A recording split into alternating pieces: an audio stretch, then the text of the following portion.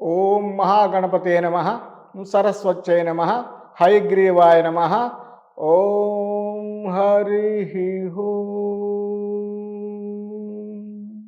ధాత్రి భక్తి టీవీ ప్రేక్షక మహాశయులకు స్వాగతం, సుస్వాగతం.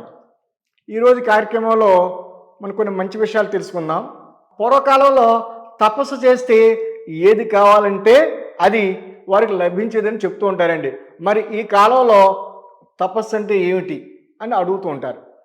తపస్సు అంటే ఎన్ని అవాంతరాలు ఎదురొచ్చినా తనకు కావలసింది ఆ లక్ష్యం నెరవేరే వరకు భగవంతుని యందు ధ్యానము చేయటమే తపస్సు.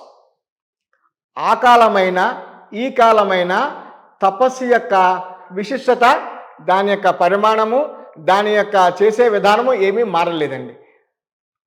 అప్పట్లో అడవుల్లోని ఋషులు ఉండేవాళ్ళు, జనసంచారం చాలా తక్కువగా ఉండేది. వాడు చక్కగా తమ ఇంట్లో కూర్చుని తపస్సులు చేసుకునేవాళ్ళు, లేదా అడవులకు వెళ్ళేవారు, హిమాలయాలకు వెళ్ళేవాళ్ళు. కానీ ఇప్పుడు 21st సెంచరీలో ఈ జనారణ్యంలో తపస్సు చేసుకోవడం చాలా కష్టం. అలాగని సాధ్యమైనది కూడా కాదు.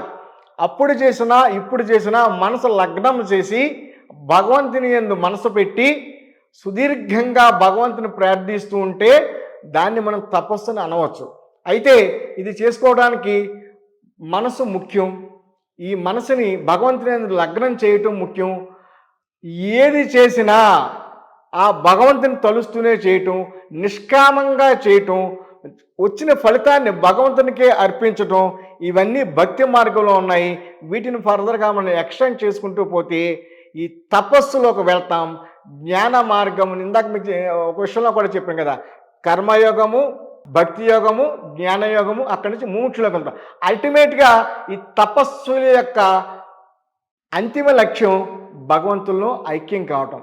ఇది ఒక అద్భుతమైన విషయం అండి.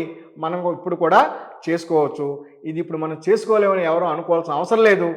వెళ్ళండి, ఒక మంచి ప్లేస్ చూసుకోండి, భగవంతుణ్ణి ప్రార్థించండి, ఆయన్ని నిరంతరం ధ్యానం చేయండి. అదే తపస్సు. డీప్ ఇన్ తపస్, whatever you want you will get it.